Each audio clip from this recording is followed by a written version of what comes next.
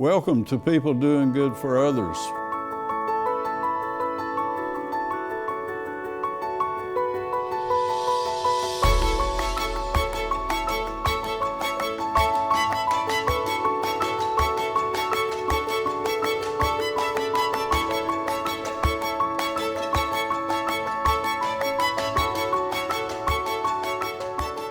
This is People Doing Good for Others. I'm Gary York, and thank you for being with us today as we honor and hold in the light and celebrate those who truly matter in significant ways in our communities. We want to thank Riverstreet Production and Wilkes Communications and WIFM Radio for this opportunity, and again, thank you for being with us. Our most featured guest today is Denise Greene. She's a tremendous community advocate, a person who matters in the lives of others. She's a Wilkes Central graduate, and we're going to spend a portion of our time together today talking about the Ruby Blackburn Adult Daycare Center. Denise's father was there for 5 years, and also that she served as president of our board of directors. She's a cancer survivor and a grateful Rotarian and has a daughter at ASU. So thank you for being with us, and good morning to you, my friend. Good morning. And our relationship developed at the Ruby Blackburn Center. Yes. So you want to talk a little bit about maybe some people that influenced you as a youngster in your formative years? Sure. All through elementary school, I can remember to this day the names of every single one of my elementary school teachers. So all of those had a big influence on the kind of person I knew I wanted to be.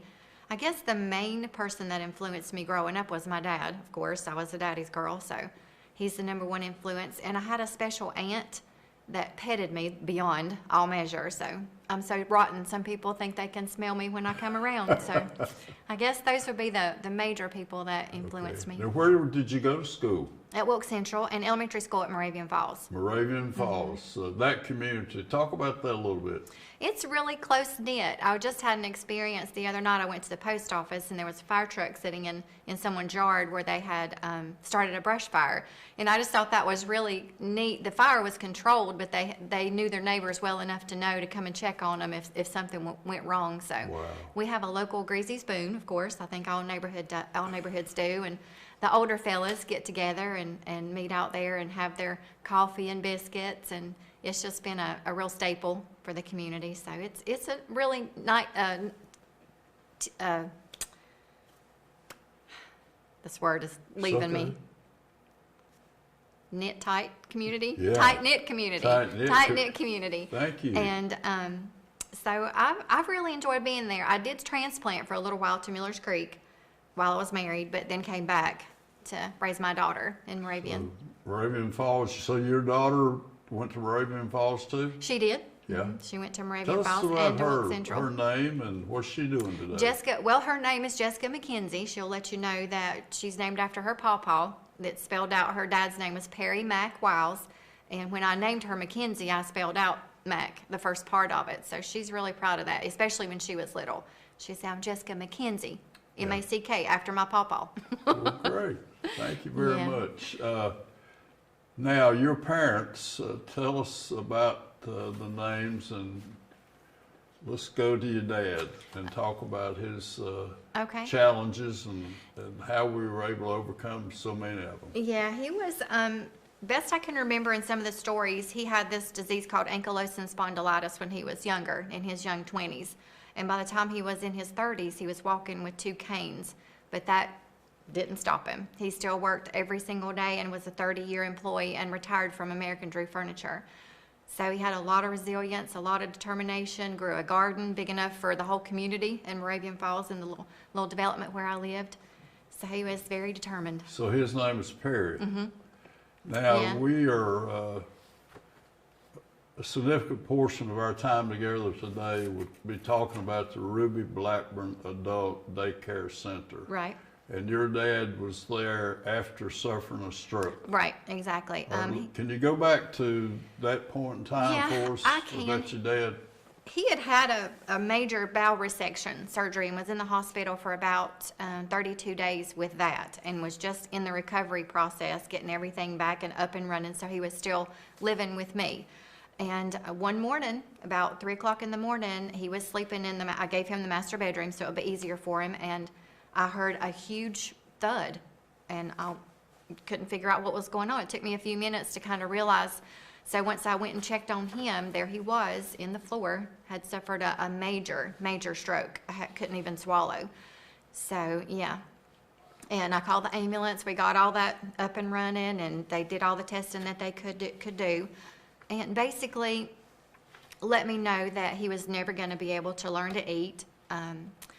He couldn't, manage his own saliva. They didn't give me much hope, really, to come right down to it. He was older, and he had probably a dozen things other than that could have caused his death at any given moment, and as well as the ankylosing spondylitis that had worked against him for 50 years. So he had a lot of stuff going on that he had to overcome, and him and prayer and family and Jesus kind of got it going. And I told him that I couldn't watch him starve. He did not want a feeding tube. One of his main questions whenever he had his bowel resection surgery that he was recovering from was, I don't want to have to deal with a colostomy bag. I just don't want to have to deal with that. Right. So the good Lord brought him through that, and he didn't have to deal with that. So the next step was a feeding tube. And we had that conversation, and Dad, best he could, let me know that really wasn't what he had in mind.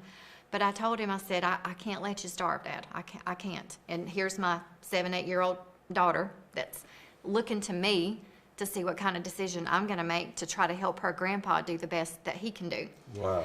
So, and his family, he's the baby, and his brothers and sisters were all older, and he was in his 70s at the time. So they were all looking to me to, how to help their baby brother, continue to live. They wanted to be the ones to go first. So we were in his hospital room, and he hadn't quite got to the feeding tube surgery yet. And they told us to keep his mind stimulated, which was fine. We didn't have any problem with that. He could play little board games. So we were all sitting around his feeding table, he, myself, and my daughter, and we had a checkerboard sit out there, for him to challenge to see what he could do. So he was moving the chips. He didn't have any clue, like you're supposed to stay on a certain color if you have a certain colored chip. Well, my daughter was distracted by the TV, and I'm sitting beside of her, and Dad moves his chip. And then he turns and he looks at my daughter, and he knew that it was her turn to go, to move her chip. So she's, Wow. She's looking past him watching TV, and he's looking directly at her, and I'm looking directly at him, and I'm thinking, this man is still here. This man still knows what's going on. There's no way I can let him starve. Sure. So he had the surgery, and it took him about 4 months, but he was able to learn that, learn that process again, and I brought him home, and he stayed with us after that year. He stayed with us. So you committed your life to helping them? Oh yeah. There was no question. No question about that. None whatsoever. No. What an honorable person. Well, the lady at the nursing home asked me during his rehab, she says, are you sure you want to do this? You've got a daughter to raise. You've got your own life to live. And I said, this is my father. This is what I'm supposed to do. I'm supposed to take care of him. She and I together can do that, can take care of him. And she will learn a lot from me and from him. So you be the role model of how we're to live and to provide for people. Oh, let's hope so. Good for you. Let's hope so. That was Now, my Ruby job. Blackburn, tell us about is that the next step with your dad? Well, he went to a nursing home first for Nursing rehab. home, okay. And while he was there, it seemed like the year he was there, it was in the middle of January, and every time I turned around, it was snowing. So guess who spent the night on the couch at the nursing home? Okay. And guess who had a conversation with the people around the table when there's, 6 or 7 people sitting around an executive board table telling you that, well, he may not ever eat again. Well, he may not ever walk again. Well, he may not learn to swallow again. Well, he may not get to go home. And I'm thinking to myself, the initials after your names, none of them are G-O-D. And he's the one in charge. G-O-D. Yeah. How wonderful. Yes, they have PhD, BSN, all those initials, and none of them mean anything compared to GOD. So Okay, Denise, tell us the Ruby Blackburn Center. How did it become a part of your future? As he was learning the rehab, and I was determined to bring him home, I had to start finding resources that could help him stay home. So I went to talk to Mr. Boyhill at the VA, and he was telling me about the Ruby Blackburn Center. So I went over there and took a tour and knew right from the beginning. I said, this is where he needs to be. It was just like going into a home in a way. It was almost like a multi-family home, because when you walk in, there's the kitchen where everybody's sitting around laughing and talking, and then there's the little dining room where the ones that want to be eating at that time could be eating. Over here's the living room where they could be watching TV, playing games. They have a quiet room if you want to visit that for a little while. If you're not in the mood to socialize, you can go outside. They have plants, they had gardens, they do a lot of their own gardening. If you want to sweep the floor, you can. Describe for us, where is the center? It's down in, what is the name of that medical? Medical Park? Yeah, the Medical Health Park. Foundation? Where the Health Foundation is. Dr.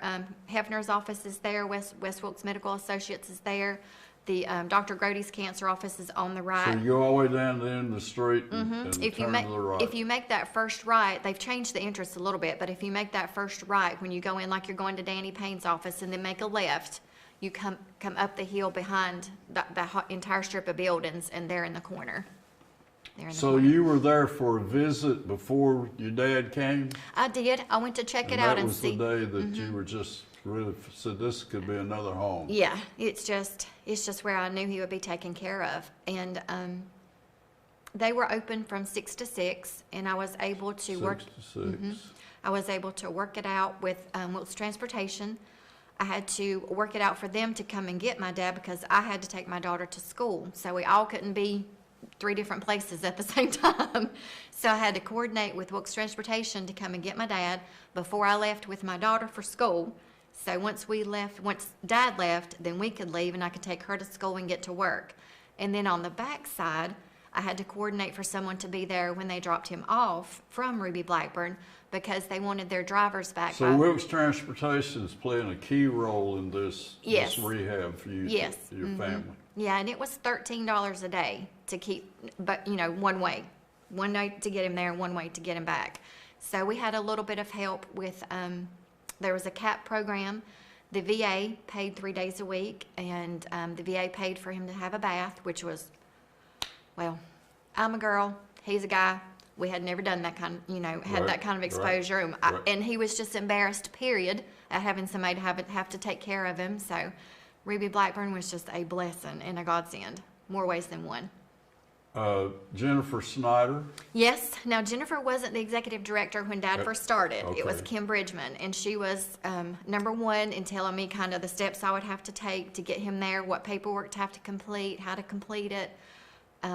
Gladys Roberts was there, and Gladys was like my dad's best friend there. I had him at home and always made sure that he ate breakfast, before I took him down there. He was never one of these, Pop-Tart kind of guys. He lived by himself and cooked for himself 3 meals a day. So when I took him home, and my daughter was like a Pop-Tart kind of girl, or a bowl of oatmeal, something like that, well, I cooked for Dad. And he had lost some weight whenever he was on the feeding tube, and he was starting to gain weight, and I was just so proud. And my power went out, and I called Gladys. I was like, Lord, Gladys, I can't feed him. I don't know what to do. And if I send him down there on WTA, he's not going to have a chance to stop and get anything to eat. And she said, Lord, honey, he eats when he gets here anyway. I was like, okay.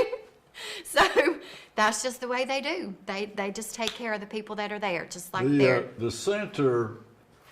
Tell us about the culture there. It's like the helping nature of the folks who serve, and just a little bit about they're angels. that you could leave and feel totally at ease. 100%, because when you talk about an executive director of a company, you think about suits and ties, you think about high heel shoes, but when you talk about the executive director, from the executive director all the way down to the program manager, if somebody needs a bath, they roll their sleeves up and somebody gets a bath.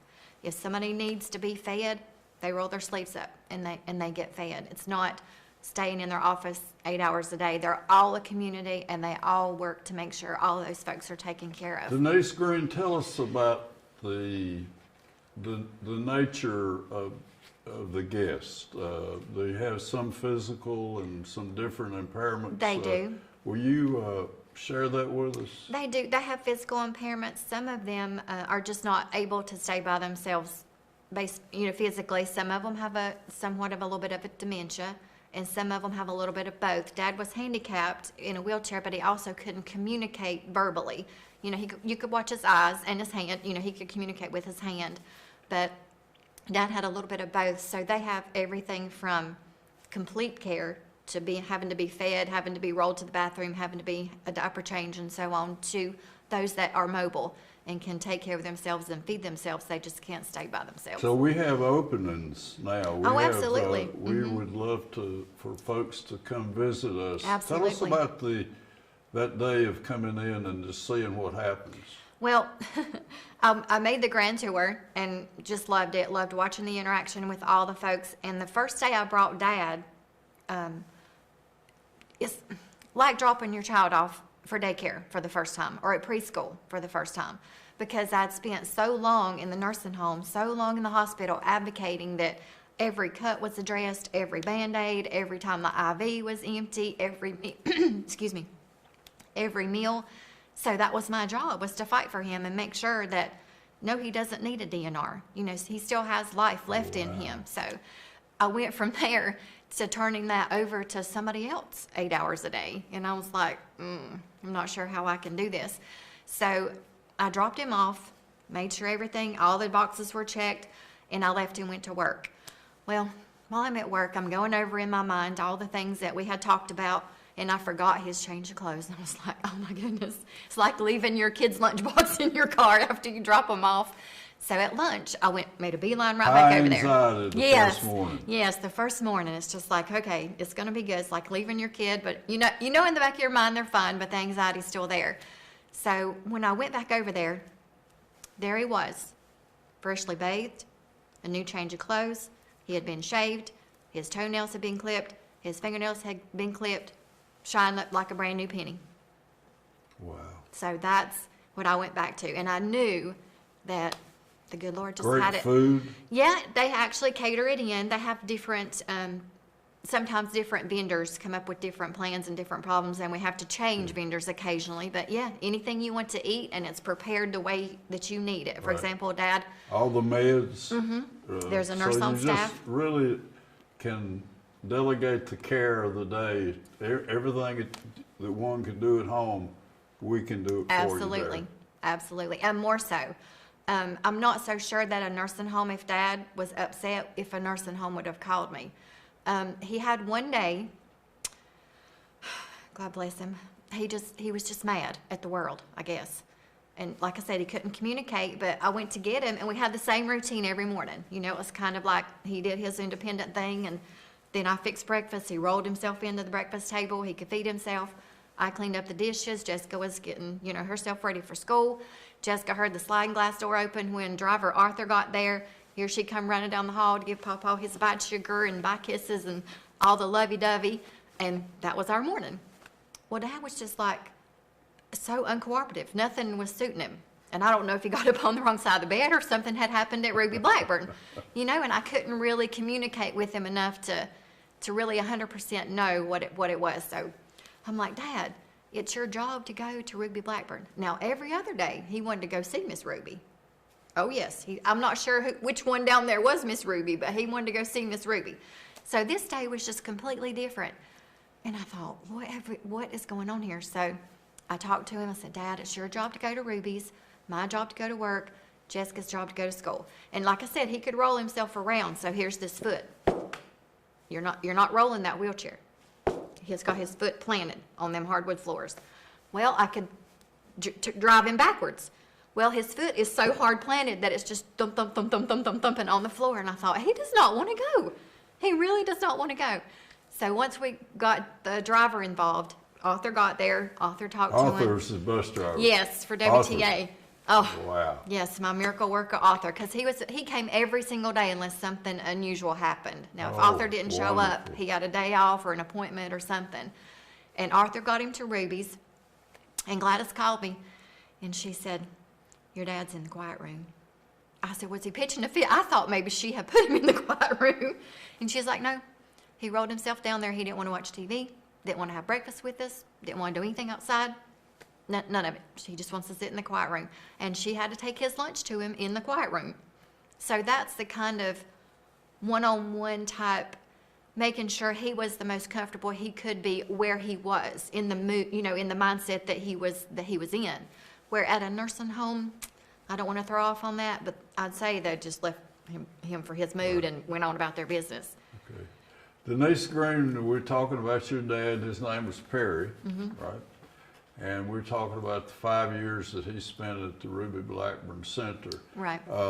Let's talk about which opened in 2008, and if we talk about Shelmer and his, the Ruby Blackburn, the group that came together. And I hear there's 5 years of planning before the center and Right. grants from, I think, the Duke Energy and from Golden Leaf and several others. Health Foundation. And Foundation. Shelmer and his family, and I'm not 100% sure on the open date myself, but I know that Dad went in 2008. That is for sure when he started going. But Shelmer and his family were really instrumental in getting that up and running. I think the ball had been kind of bounced around and a few processes had gone through, Okay. but from what I understand, Shelmer had some also personal experience. And he's on our board now, so He he's is. I call him when he speaks, it's good stuff. It The is. direction that we need to Yeah. be going. It is. Yeah. He still has visions, I When think. you were president of our board, talk about that year. Well, it was interesting. That was the year that we did a few fundraisers, and it's kind of a group effort. Now, the president is not really the president without the rest of the board, so they were really good about coming up and supporting me and making sure all the T's were crossed and I's were dotted, and we had a really good year. And I personally would like to see it grow and want to continue to. So we're open. Would love to have a lot. Our census is about 30, and it could be quite a few Could more. be quite a few and more. we would hope this day will tell the story of the essence of the Ruby Blackburn Adult Daycare Center. Absolutely. And Gladys was so close to Dad that she came to his funeral. I don't know that they go to everybody's, and maybe they do, and that's great. That just speaks more highly of them. Wow. But Gladys came and spoke at his funeral about some of the stories that she could tell. And Dad had a little girlfriend that was there, and they sat and watched TV together, and I think held hands sometimes. And Yeah. maybe he thought she was Ruby. I'm not sure. But he was ready to roll to go see Ruby about every day. Right. And they were just really instrumental about getting him the help he needed while he was there, too. If he needed a Band-Aid, they were there. If he needed wound care, one day Dad had gotten a little bit too close to a little space heater, and he could wheel around, anywhere he wanted to watch TV and in his room and through the kitchen, and he had gotten a little bit too close to that, and he fell asleep, and the space heater was blowing warm air on his leg.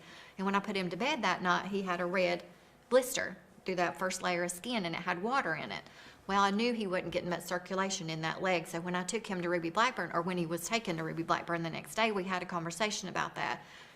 No problem. Ashley changed it 3 times a day. She said, if you want me to do all the changing, I can. So all I had to So do we was. have health care too. Oh, absolutely. Oh, yeah. Absolutely. You said, in one of our discussions, that people, that the center folks would feel useful. Talk about that a moment. Yeah, that's one of the things I liked about that environment, was because if you felt like you needed to help clean Ruby Blackburn while you were there, they'll give you a broom. If you feel like you need to help cook, you can stir in a pot. If you feel like you need to help serve, here's your plate. Take it to whoever it needs to go to. If you want to clean up the dishes, you can. They're monitored, but they're monitored to their own degree of independence. And whenever Dad, when he first got there, he was able to walk some. Now, eventually his physical capabilities, dwindled like we all are. But he was able to walk, so they were able to walk with him from the wheelchair. Even though he was in a wheelchair, and even though he could have wheeled himself down there, they took the time to, physically let him stand up and hold on to the rails and walk with him to the bathroom so that he could maintain that independence as long as he could. Wow, how wonderful. So he was there 5 years? Yeah. And such an endearing moment of life, I'm sure, for you. Yeah, oh gosh, yeah. My daughter, whenever he stayed with us, learned, and I've heard her testify to this before, but she learned a lot about resilience, and I learned a lot about what it took to take care of somebody that you loved. And one of their games that they played whenever he was sitting in the living room, and to have a preteen want to play with her physically challenged pawpaw was just amazing to me. But she would take a tennis ball and throw it to him. And he would catch it, but he would catch it in a solo cup.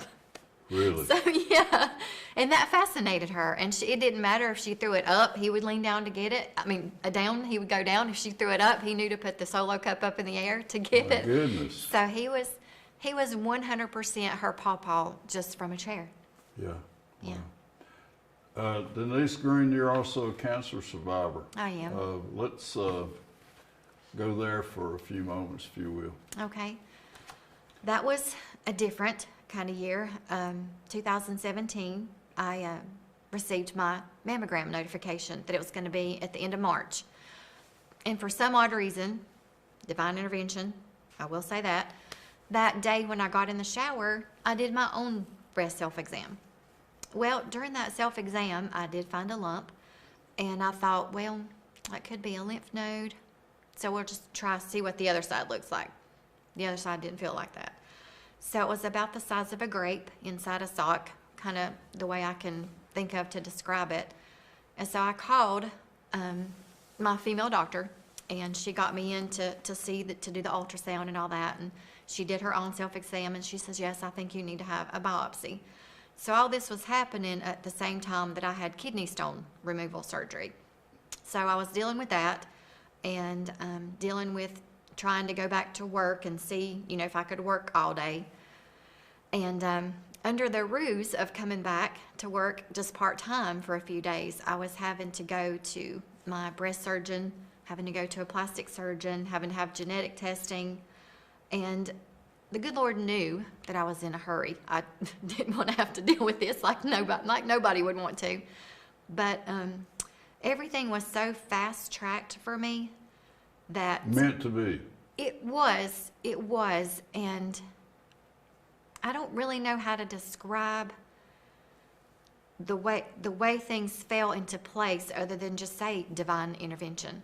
Because as I came back from my doctor's appointments, my family didn't know I had cancer. My coworkers didn't know I had cancer.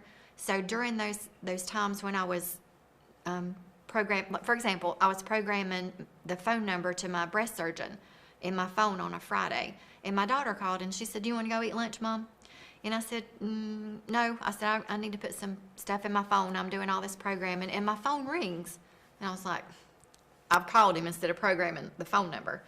Well, it was my breast surgeon's receptionist. And she had a cancellation to where not only was he available, not only was my plastic surgeon to reconstruct everything available, but the OR was available. So within 9 days after I found out I had cancer, I had a surgery date.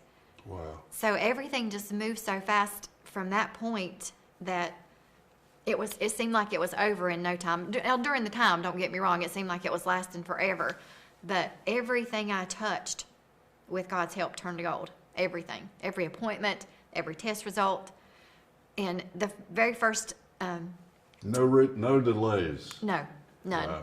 No hitches, no sickness. When I had my breast surgery, I came home I was stay in the hospital overnight, and I came home that next day, took one pain pill, took a nap, never touched them again. Wow. So you're feeling great today. Oh my goodness, Yeah. yes. Let's Yes.